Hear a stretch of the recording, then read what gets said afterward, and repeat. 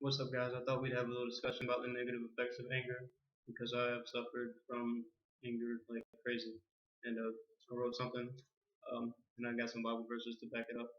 And if you want, we can have a discussion, comment, or message me. It don't matter. I'll comment you back.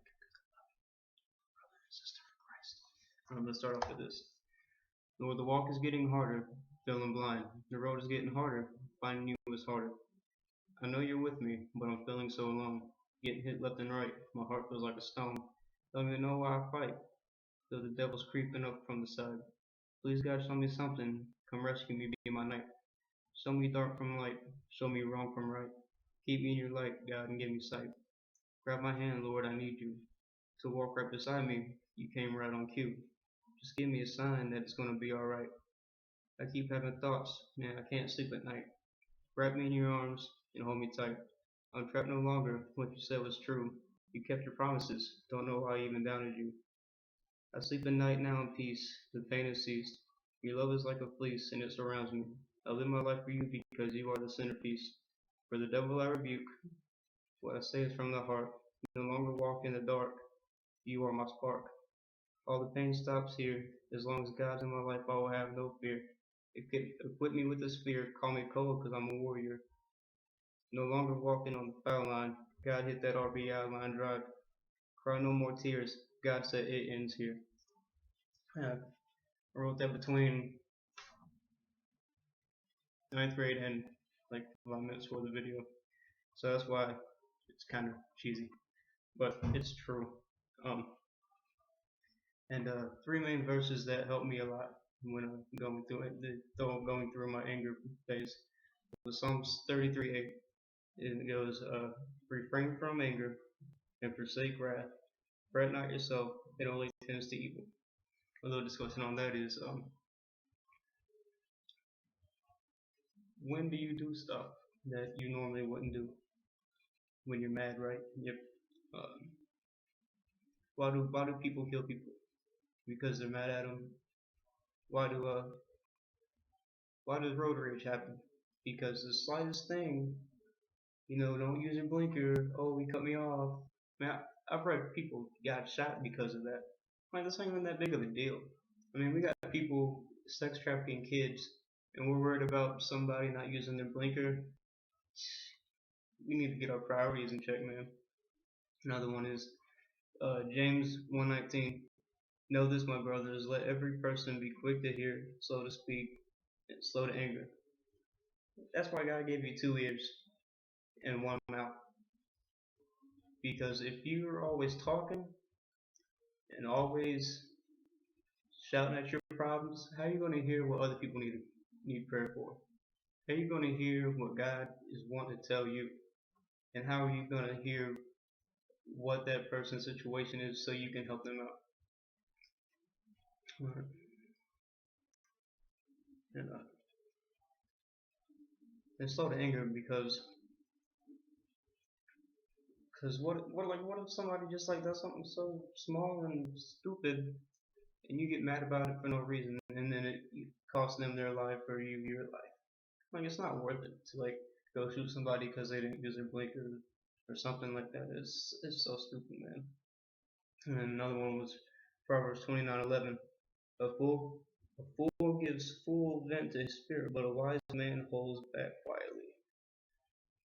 The wise man would say nothing when the person don't use his blinker and whatnot. You know what I'm saying?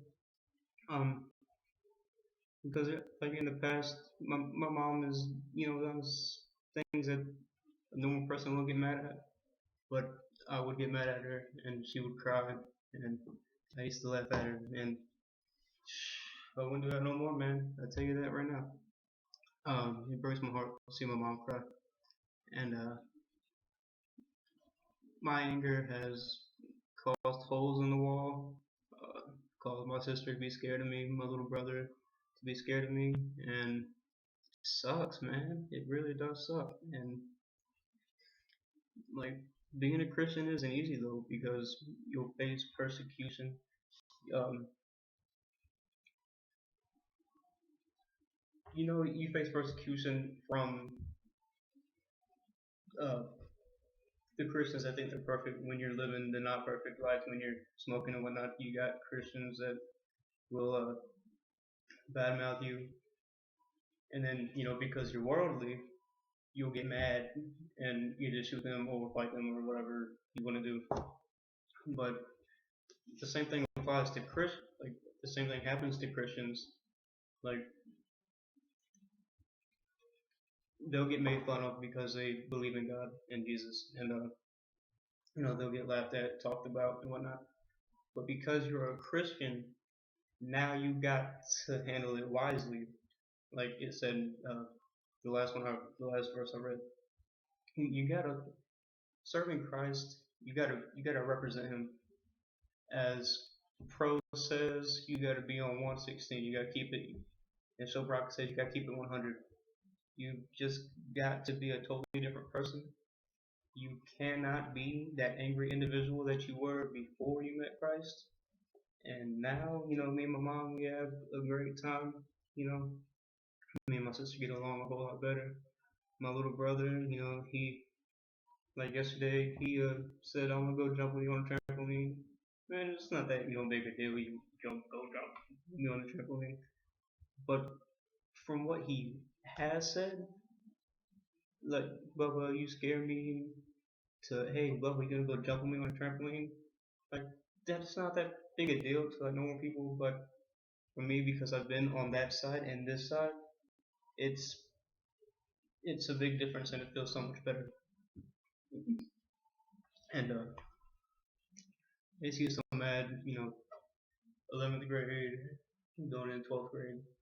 I used to tell my friends, I'm gonna find the biggest tree and run my truck up, run my truck into it. Because I was mad at my dad because he was causing problems, and I was retaliating, and then I was causing problems, and then he was retaliating, and then they used to get so upset, and I thought it was funny, so I kept doing it, and like I wanted to do it, but I didn't have no guts to do it. But I just kept talking because But now like that drove away so many of my friends. But then I changed drastically. Instead of like people like me wanting people to like feel for me and like comfort me, now I like do that in return to other people, and it's brought my friends closer to me. The ones that I used to say that to, now like I got text messages saying I can see the difference and whatnot, and that's good. But it's not because of me. It's because of Jesus inside me. Because at first I was like, yeah, I love Jesus, woo. And then I go punch a wall. I love Jesus, woo. Try to kill myself. I love Jesus, woo. Laughing my for crying.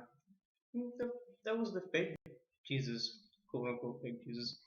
There is no fake Jesus, but the wrong Jesus.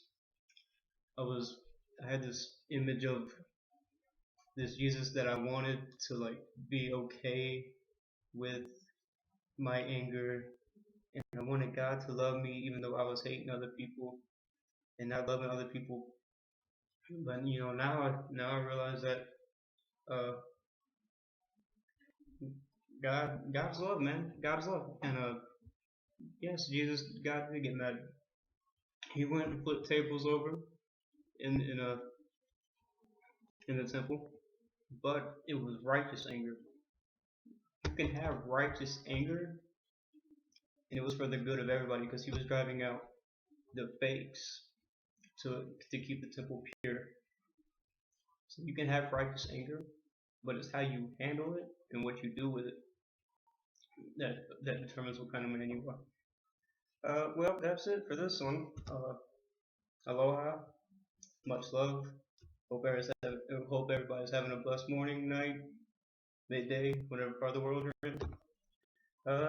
And God bless, guys. Much love.